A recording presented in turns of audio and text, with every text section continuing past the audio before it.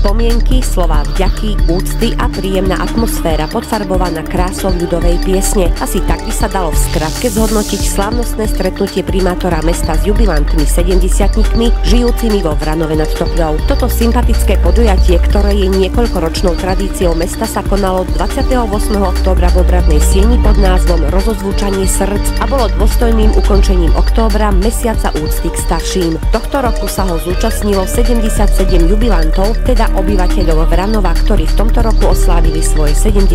narodeniny. Počas prednesu poetických slov i počas príhovoru primátora mesta nastala krátka chvíľa na rýchle spomínanie dôležitých medzníkov v živote každého z prítomných hostí. Primátor mesta sa im poďakoval za ich celoživotnú prácu a hodnoty, ktoré vytvorili a prispeli tak k rozvoju mesta. Nezabudol poďakovať aj za to, že cez skromnosť šľachtili vo svojich deťoch, vnukoch a možno aj pravnukoch vzťah k poctivej práci. Zároveň im poprial veľa zdravia, síl a optimizmu do ďalších rokov, aby ich budúcnosť bola naplnená pohodou a šťastím v kruhu rodiny. Po slávnostnom príhovore boli všetci prítomní jubilanti predstavení primátorovi mesta a následne si z jeho rúk prevzali upomienkový darček. Zároveň sa každý z jubilantov podpísal do pamätnej knihy mesta. V slávnostnej atmosfére prispeli aj účinkujúci v kultúrnom programe speváčka Mária Jenčová a folklórna skupina Konopianka. Záver patril symbolickému prípitku čašou vína. Nepripíjalo sa však na časy minulé, ale na všetko to pekné, čo jeseň života v sebe ukrýva.